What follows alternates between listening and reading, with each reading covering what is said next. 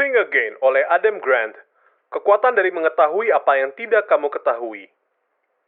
Apa yang bisa kita pelajari? Pelajari mengapa berbuat salah adalah hal yang wajar. Jika kamu pernah kalah debat dengan rekan kerja yang menyebalkan, atau gagal meyakinkan paman yang keras kepala tentang suatu topik saat makan malam keluarga, kamu mungkin berpikir, seandainya aku lebih pintar, aku bisa memenangkan argumen ini. Bahkan, kamu mungkin berjanji pada diri sendiri untuk belajar dan memperkuat argumenmu. Kedengarannya seperti ambisi yang masuk akal. Tetapi bagaimana jika ambisi ini salah? Bagaimana jika, daripada mempertajam pikiranmu, hal yang sebenarnya harus kamu lakukan adalah mengubahnya? Inilah yang kilas ini akan jelaskan.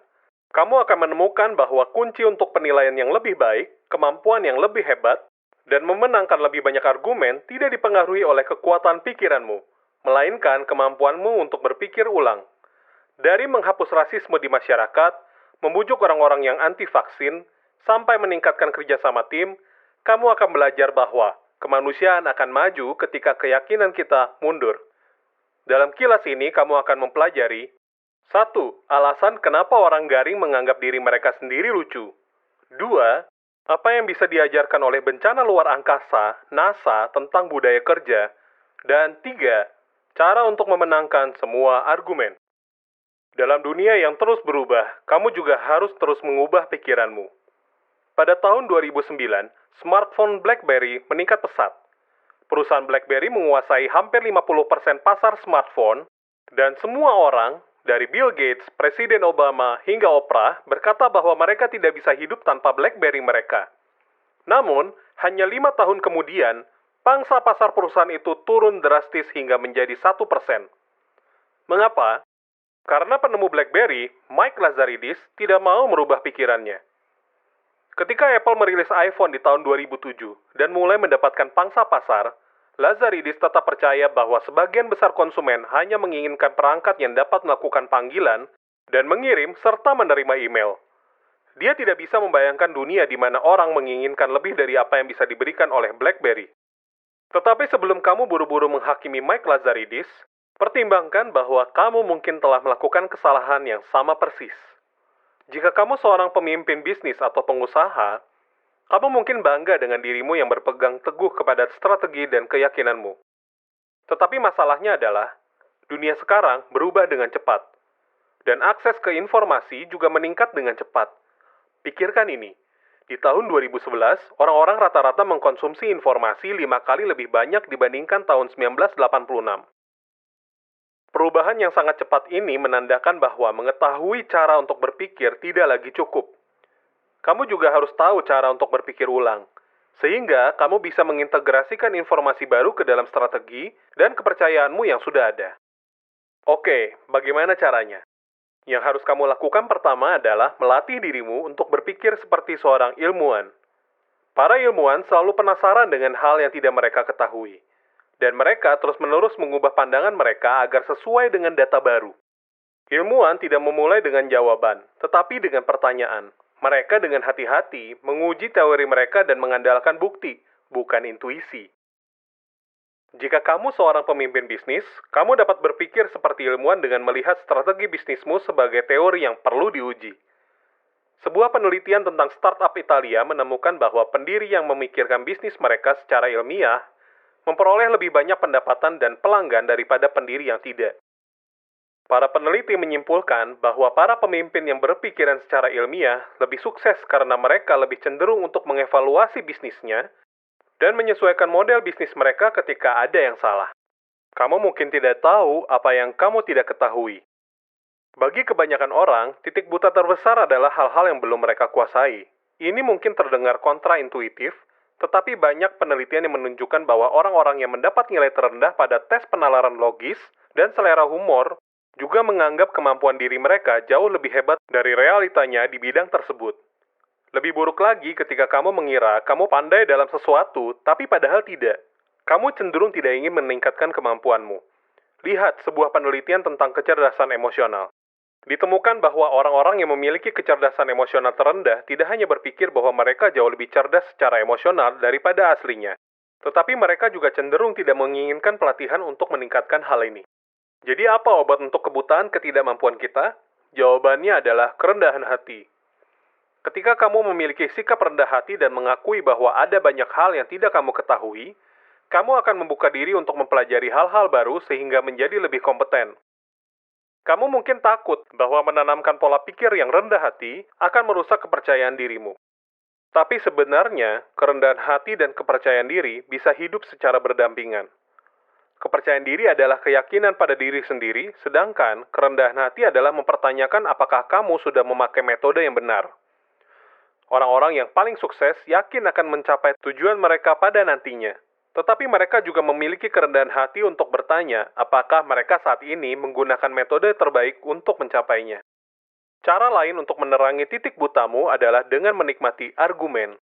Ketika kita berdebat tentang siapa yang benar, kita punya kesempatan untuk mengubah pikiran kita dan bertindak dengan berbeda. Dan bahkan, lebih baik. Namun, kamu harus memperhatikan jenis konfliknya. Konflik pribadi tidak hanya meliputi perselisihan pendapat, tetapi juga emosi dan perasaan tidak suka. Sedangkan konflik pekerjaan lebih fokus pada argumen tentang strategi dan metode yang harus digunakan untuk menyelesaikan sesuatu. Ketika meneliti tim teknologi Silicon Valley, penulis buku ini, Adam Grant, menemukan bahwa tim dengan kinerja tertinggi mengalami konflik pekerjaan yang cukup tinggi, terutama di awal proyek mereka. Konflik ini biasanya fokus pada mencari cara terbaik untuk maju. Namun yang terpenting, tim dengan kinerja tertinggi tidak pernah memiliki banyak konflik pribadi. Mereka semua akur satu sama lain, bahkan ketika mereka berselisih tentang bagaimana menyelesaikan suatu masalah. Sebaliknya, tim dengan kinerja terendah memiliki tingkat konflik pekerjaan yang rendah, tetapi tingkat konflik pribadi yang tinggi. Masalahnya adalah mereka tidak menyukai satu sama lain, sehingga mereka tidak pernah merasa cukup nyaman untuk menentang ide satu sama lain. Negosiator terbaik melakukan 3 hal penting untuk mengubah pikiran orang. Bagaimana kamu meyakinkan seseorang bahwa kamu benar? Adam Grant dulu percaya bahwa salah satu dari seni persuasi adalah memberitahu kesalahan orang lain. Tetapi dia sadar bahwa negosiasi dan debat lebih dari sekedar mengalahkan seseorang dengan logika. 3 hal yang dilakukan oleh negosiator terbaik adalah: pertama, mereka menemukan kesepahaman dengan lawan bicara. Ketika berdebat dan bernegosiasi, kita seringkali seperti sedang mengikuti lomba tarik tambang. Kita berpikir bahwa jika kita dapat menyerang lawan debat dengan alasan-alasan logis, kita bisa menyeret mereka ke sisi kita. Tapi negosiator yang paling mahir melihat debat sebagai tarian. Mereka tahu bahwa dengan mundur sesekali, ini dapat memberi orang lain ruang untuk melangkah maju. Negosiator kurang baik pada umumnya hanya menyiapkan alasan mengapa mereka benar dan orang lain salah. Di sisi lain, negosiator terbaik menyebutkan hal-hal yang lawan debatnya mungkin setujui. Jadi, ketika kamu bernegosiasi, ingatlah bahwa kamu tidak harus selalu menang. Setuju pada beberapa argumen lawanmu dan menemukan kesepahaman bisa mendorong mereka ke pihakmu. Kedua, negosiator hebat juga memenangkan perdebatan dengan lebih sedikit argumen. Kita sering menganggap debat seperti timbangan. Jika kamu dapat memberatkan sisimu dengan argumen yang cukup, kamu akan menang. Tetapi negosiator terbaik tidak mengumpulkan argumen. Mereka malah memberikan argumen yang lebih sedikit, namun lebih kuat. Itu karena mereka tahu argumen yang lemah akan melemahkan argumen yang lebih kuat. Jika kamu mengumpulkan banyak alasan untuk mendukung argumenmu, maka lawanmu akan menyerang yang terlemah. Dan begitu mereka menolak beberapa argumenmu, akan lebih mudah bagi mereka untuk mengabaikan seluruh argumenmu. Misalnya, ketika sekelompok peneliti mulai membujuk alumni untuk menyumbangkan uang ke universitas, mereka menemukan hanya setengah dari jumlah semua penyumbang memutuskan untuk menyumbang lagi ketika mereka diberi 2 alasan daripada ketika mereka hanya diberi 1 alasan. Ketiga, sementara negosiator pada umumnya bertindak seperti penceramah dan jaksa, negosiator terbaik berperilaku seperti ilmuwan. Daripada menceramahi lawan debat dengan sudut pandangnya atau tanpa ampun menghakimi argumen mereka, negosiator terbaik memperlihatkan rasa penasarannya terhadap lawannya seperti seorang ilmuwan. Mereka mengajukan pertanyaan seperti, apakah kamu benar-benar tidak dapat melihat kebenaran dari sisi saya? Faktanya, penelitian menunjukkan bahwa negosiator terbaik mengakhiri 20% komentar mereka dengan sebuah pertanyaan. 2 kali lebih banyak dari negosiator pada umumnya. Bahkan kepercayaan yang paling buta pun bisa diubah. Pada tahun 1983, musisi kulit hitam Daryl Davis mulai berbicara dengan anggota Ku Klux Klan. Misinya, untuk meyakinkan orang-orang paling rasis di Amerika agar berubah pikiran. Sejak hari itu, Davis telah membujuk banyak anggota Klan untuk berpikir ulang rasisme mereka dan meninggalkan KKK. Seorang mantan anggota Klan bahkan meminta Davis menjadi ayah baptis putrinya. Keberhasilannya sangat menjelaskan satu metode dalam menghilangkan kefanatikan. Jadi bagaimana kamu mengubah gagasan dan keyakinan seorang fanatik? Seperti yang ditemukan Davis dalam usahanya terhadap anggota Ku Klux Klan. Salah satu cara paling efektif adalah menunjukkan kepada mereka betapa tidak masuk akalnya keyakinan itu. Selama percakapannya dengan anggota Klan, Davis menemukan bahwa kepercayaan mereka yang rasis seringkali hanya karena keturunan. Dia bertanya kepada anggota Klan, seperti apa kepercayaan mereka jika mereka dilahirkan di keluarga lain yang tidak memiliki tradisi menjunjung tinggi supremasi orang kulit putih? Dengan mendorong anggota Klan untuk merenungkan akar rasisme mereka, Davis membuat mereka melihat bahwa keyakinan mereka didasarkan pada fondasi yang cacat. Ini memicu anggota Klan untuk mempertanyakan rasisme mereka dan akhirnya mengubah pikiran mereka. Dalam konteks yang sangat berbeda, Grant mengamati fenomena serupa ketika mempelajari permusuhan dan rasa benci antara penggemar dua tim baseball saingan, Yankees dan Red Sox. Penggemar Yankees biasanya menganggap penggemar Red Sox sebagai orang yang menjengkelkan, agresif, dan arogan. Dan penggemar Red Sox pun mengatakan hal yang sama persis tentang para penggemar Yankees. Dalam upaya untuk menjembatani kesenjangan antara dua kelompok, Grant meminta para penggemar bisbol untuk menulis esai tentang betapa anehnya ketidaksukaan mereka terhadap lawannya. Dia meminta penggemar Yankees untuk mempertimbangkan fakta bahwa jika mereka dilahirkan dalam keluarga pendukung Red Sox, mereka mungkin akan mendukung Red Sox juga. Setelah menulis esai pribadi ini, banyak penggemar baseball dari kedua kelompok berubah pikiran sendiri. Mereka mulai sadar bahwa sikap benci mereka konyol dan tidak benar. Singkatnya, jika kamu ingin seseorang untuk memikirkan ulang keyakinannya, tidak cukup dengan hanya menunjukkan mengapa mereka salah. Lebih baik untuk memperlihatkan bahwa mereka mungkin tidak punya alasan jelas untuk mempercayai semua hal yang mereka percaya. Kamu dapat membujuk seseorang dengan mengajukan pertanyaan yang tepat. Meskipun terdengar aneh, terkadang cara terbaik untuk membuat orang berpikir ulang adalah dengan mewawancarai mereka. Pada tahun 2018, di sebuah rumah sakit di Quebec, Kanada, seorang ibu muda bernama Mary Helen menolak untuk mengubah pikirannya. Mary Helen adalah seorang anti-vaksin dan dia tidak ingin bayi prematurnya, Toby, untuk divaksinasi campak. Pegawai di ruang bersalin tahu hanya ada satu orang yang mungkin bisa membantu. Dr. Arnaud Gangner, seorang konselor vaksin yang memiliki pengetahuan berpengaruh terhadap teori berpikir ulang, rethinking. Dalam usahanya terhadap Mary Helen, Gangner menggunakan teknik yang dikenal sebagai motivational interviewing. Motivational interviewing efektif untuk membuat orang mengubah pikiran mereka terhadap segala hal mulai dari vaksinasi, berhenti merokok, berolahraga lebih banyak, hingga berhenti berjudi. Jadi, bagaimana caranya? Semuanya dimulai dengan gagasan bahwa jauh lebih efektif membantu orang menemukan alasan mereka sendiri untuk berpikir ulang daripada hanya memberi mereka alasanmu untuk berpikir ulang. Pewawancara mulai dengan rendah hati dan rasa penasaran yang tulus akan alasan mengapa orang tersebut berpikir seperti itu dan meneliti apa yang kira-kira dapat memotivasinya untuk mengubah pikirannya. Jadi, Gangner memulai wawancaranya dengan Mary Helen dengan mengajukan pertanyaan terbuka tentang perasaannya tentang vaksin campak. Kemudian, Gangner menanyakan bagaimana perasaannya tentang konsekuensi yang akan didapatkan jika Toby tidak divaksinasi.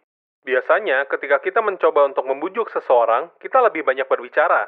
Tetapi motivational interviewing lebih menekankan pendengaran. Ketika dia berbicara dengan Mary Helen, daripada menyela untuk tidak setuju dengannya, Gangner menyatakan bahwa dia memahami ketakutannya terhadap vaksin. Pengakuan sederhana terhadap pandangan dan perasaan orang lain ini dikenal sebagai mendengarkan secara reflektif atau reflective listening.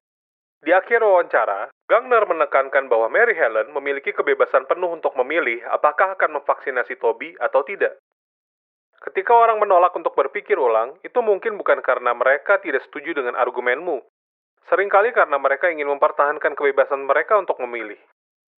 Jadi, penting bagimu untuk memberitahu orang tersebut bahwa mereka bisa berubah, tetapi mereka juga bebas untuk memutuskannya sendiri. Setelah wawancara, Mary Helen memutuskan untuk memvaksinasi Toby dan anak-anaknya yang lain juga. Persuasi lain tidak diperlukan. Orang-orang kurang berpikir ulang ketika suatu masalah disajikan secara hitam dan putih. Pada tahun 2006, Al Gore merilis film dokumenter tentang perubahan iklim, An Inconvenient Truth. Film itu memiliki efek yang besar. membujuk pemerintah, bisnis, dan orang-orang biasa untuk mulai melindungi planet ini. Tetapi 15 tahun kemudian, seberapa sukses gerakan ini dalam mengubah pikiran Amerika tentang perubahan iklim? Mungkin tidak sesukses yang diharapkan. Pada tahun 2018, hanya 59% orang Amerika menganggap perubahan iklim sebagai masalah yang parah, dan 16% mengatakan mereka tidak menganggapnya sebagai masalah sama sekali. Jadi, apa yang bisa diajarkan oleh aktivis iklim dalam membuat orang berpikir ulang? Aktivis seperti Gore sering membingkai isu perubahan iklim menjadi seolah-olah hanya ada satu dari dua sisi yang dapat disetujui. Di satu sisi, kamu memiliki ilmuwan dan kebenaran, dan di sisi lain, kamu memiliki penyangkal perubahan iklim dan klaim tidak logis mereka. Tetapi jika kamu ingin orang untuk berpikir ulang, maka metode hitam putih ini tidak akan berhasil. Dengan melihat masalah seperti ini, kita justru jatuh ke dalam perangkat binary bias. Ketika kita menyederhanakan berbagai sudut pandang yang kompleks hanya ke dalam dua kategori. Faktanya, kebanyakan orang Amerika tidak pasti berada di satu sisi saja. Sebenarnya ada banyak pandangan dari agak khawatir, tidak melibatkan diri, sampai ke pandangan yang skeptis. Tetapi dengan membuat argumen seolah-olah hanya ada pendukung dan penyangkal, para aktivis iklim memaksa orang untuk memihak. Ternyata orang lebih cenderung berubah pikiran ketika suatu masalah disajikan secara kompleks, karena kompleksitas memperbolehkan beragam perspektif. Dengan kata lain, jika kamu ingin seseorang berpikir ulang, tidak ada gunanya memberitahu mereka bahwa mereka salah atau benar. Sebaliknya, kamu lebih baik menunjukkan kepada mereka bahwa ada banyak pendapat untuk dipilih. Pendekatan ini mendorong orang untuk tidak terlalu fokus pada keharusan untuk memihak yang emosional dan irasional, dan lebih fokus pada masalah yang sebenarnya. Jika para pencinta lingkungan berhasil melakukan ini, maka mungkin akan lebih banyak orang Amerika berfokus pada sains bukan pada keberpihakan. Tentu saja, kamu mungkin khawatir kamu akan terlihat lemah dan tidak yakin dengan argumenmu jika kamu mengakui bahwa ada banyak perspektif dalam suatu masalah. Tetapi, penelitian menunjukkan bahwa ini bukan sesuatu yang perlu kamu khawatirkan.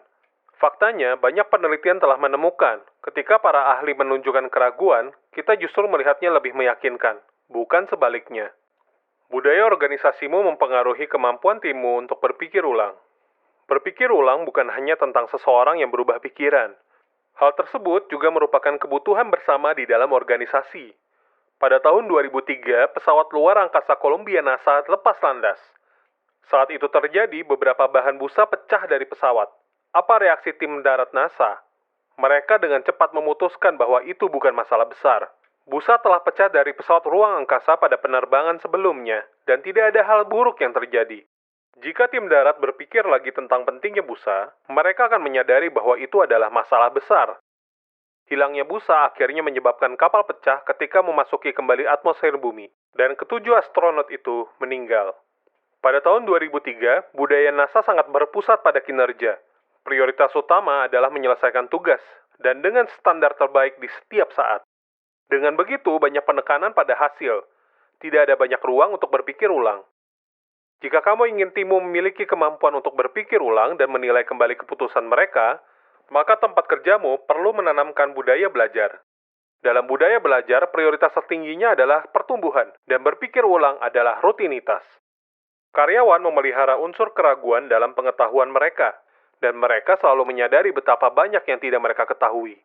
Pola pikir ini membuat mereka tetap rendah hati daripada menderita karena terlalu percaya diri seperti yang sudah dirasakan oleh para ilmuwan NASA.